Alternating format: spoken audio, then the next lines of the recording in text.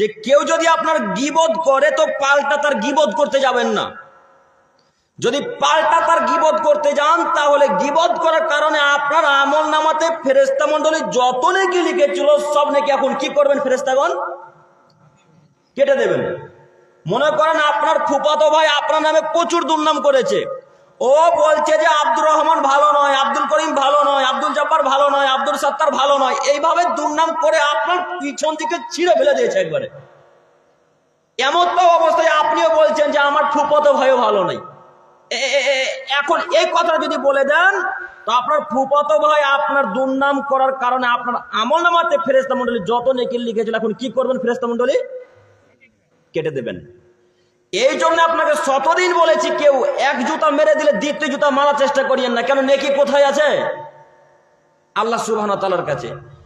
ব্যবহার আচরণ ভালো করা লাগবে। এই জন্য আপনাকে আমি বলেছি আপনি গীবত করে আব্দুল করিম বিন আমিনুল ইসলামের পিছন দিকে ছিঁড়ে ফেলে যান না। আব্দুল করিমের কোনো যায় আসে না। কেন? আব্দুল করিম পরকালকে বিশ্বাস করে, আব্দুল করিম আল্লাহ এবং তার রাসূলের বাণীকে বিশ্বাস করে। মহান আল্লাহ রাসূল সাল্লাল্লাহু আলাইহি ওয়াসাল্লাম বলছেন, আদমের ছেলে মেয়ে তোমাদের যদি কেউ পরনিন্দা পরচর্চা করে আর তোমরা যদি তার পরনিন্দা পরচর্চা না করো তাহলে তোমরা তার কাছ থেকে কিয়ামতের মাঠে নেকি পাবে। তো এই নেকির আশাতে আমি আছি। আপনি আমার দুর্নাম করেছেন তাতে কি আছে? আপনি আমার বাপকেও গালি দিয়েছেন, আপনি আমার আম্মাকেও গালি দিয়েছেন, আপনি মনে করেছেন এমনিতে বেঁচে যাবেন কবর থেকে? জি, কথা বুঝতে পারেন না? যত গালি দেবার দেন, যত দুর্নাম করার করেন, আমি আব্দুল করিম আপনাকে 5 পয়সা মূল্য করি না, কিছু ভাবেই না আপনাকে। কেন? আল্লাহ এবং আল্লাহ রাসূল বলছেন যে তোমার পরনিন্দা পরচর্চা করবে, তুমি যদি পাল্টা তার পরনিন্দা পরচর্চা না করো তাহলে তুমি আমল নামাতে তোমার নেকি লিখা লিপিবদ্ধ করা হয়ে গেছে। দেখোনি কেন? মরনি তার জন্য। কাজেই আপনাদেরকে আমি অনুরোধ করে বলবো যে কোনো মূল্যে ব্যবহার ভালো করা লাগবে, পাড়া প্রতিবেশীর সাথে নম্র আচরণ ভালো আচরণ করা লাগবে।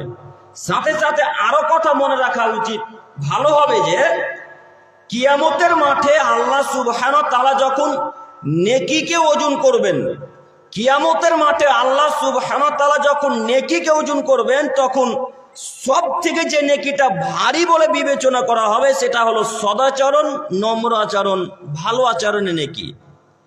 আব্দুল করিম ভাই বলেন কি, আমরা এতদিন শুনে এসেছি যে সালাত একটা আশ্চর্য ইবাদত, দান খয়রাত একটা পাওয়ারফুল ইবাদত, হজ করা একটা দামি ইবাদত, সিয়াম পালন করা একটা খুব দামি পাওয়ারফুল ইবাদত।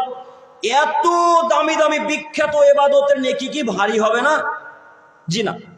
সালাতের নেকি যত ভারী হবে ভালো আচরণের নেকি তার থেকে অনেক অনেক অনেক বেশি ভারী হবে। আমি আপনাকে কি দিয়ে বুঝাই ভালো আচরণের নেকি কত ভারী? আপনারা শুনে এসেছেন যে যদি কোনো মানুষ হজ করে আর ওই হজ যদি কবুল হয়ে যায় তাহলে ওই লোকটা হয়ে গেল সেই দিনের মতো যেই দিন তার মা তাকে জন্ম দিয়েছিল। তার মানে তার পাপ আর নেই। এই লোকটার নেকিকে যখন কিয়ামতের মাঠে আল্লাহ সুবহানাহু ওয়া তাআলা ওজন করবেন, আর এক পাল্লাতে যখন সদাচরণ নেকি ভালো আচরণ নেকিকে রাখবেন তখন যেই পাল্লাটা ভারী হবে সেটা হলো সদাচরণের নেকি, ভালো আচরণের নেকি। সব থেকে ভারী ইবাদত কিয়ামতের মাঠে যেটা নেকি ভারী হবে তার নাম কি? সদাচরণ, উত্তম আচরণ। এই জন্য আপনাকে বলছি আপনি ভালো আচরণ করুন। যদিও সালাত একটা ভিন্ন ইবাদত, সালাত একটা আশ্চর্য ইবাদত, যে কোনো মানুষের সুবিধাও বোঝে না অসুবিধাও বোঝে না।